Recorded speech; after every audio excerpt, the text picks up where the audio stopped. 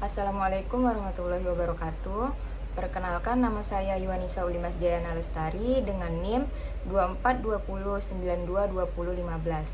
Pada kesempatan kali ini, saya akan mempresentasikan materi dengan judul Prinsip Pembangunan Berkelanjutan, Hak Asasi Manusia, dan Tata Kelola yang Baik. Materi ini disusun berdasarkan ringkasan dari jurnal karya Subir Kumar Roy yang membahas keterkaitan antara pembangunan, lingkungan, dan hak asasi manusia. Yang pertama, latar belakang. Pembangunan pada awalnya dipahami sebagai pertumbuhan ekonomi melalui industrialisasi dan modernisasi. Pendekatan ini memang meningkatkan produksi dan kemakmuran secara material. Namun, pembangunan yang hanya berorientasi pada pertumbuhan ekonomi sering mengabaikan keterbatasan sumber daya alam. Akibatnya, muncul berbagai permasalahan seperti kerusakan lingkungan, ketimpangan sosial, serta kemiskinan yang semakin kompleks.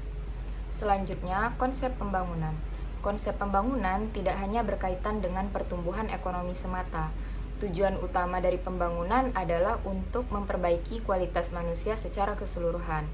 Oleh karena itu, pembangunan meliputi aspek ekonomi, sosial, budaya, politik, serta menempatkan manusia sebagai subjek utama yang berperan aktif dan menikmati hasil dari pembangunan. Masalah pembangunan konvensional. Masalah pembangunan konvensional yang hanya berorientasi pada pertumbuhan ekonomi sering sekali mengabaikan daya dukung lingkungan. Pola pembangunan seperti ini mendorong eksploitasi sumber daya alam secara berlebihan. Dampaknya tidak hanya berupa pada degradasi lingkungan, tetapi juga ketidakadilan sosial yang dirasakan oleh sebagian kelompok masyarakat.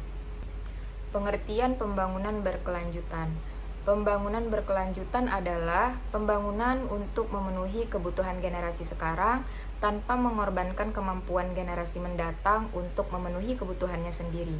Konsep ini menempatkan pembangunan di antara pertumbuhan ekonomi tanpa batas dan tidak adanya pertumbuhan sama sekali.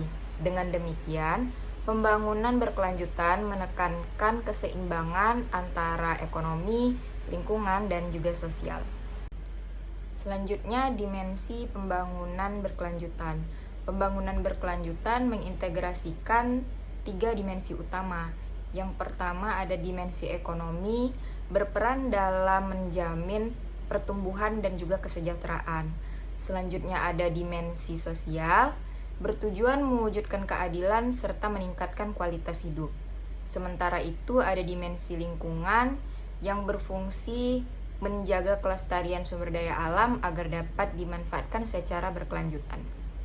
Lingkungan dan pembangunan. Lingkungan merupakan fondasi utama bagi kehidupan manusia dan keberlanjutan pembangunan. Kerusakan lingkungan berdampak langsung terhadap kesehatan dan juga kualitas hidup manusia.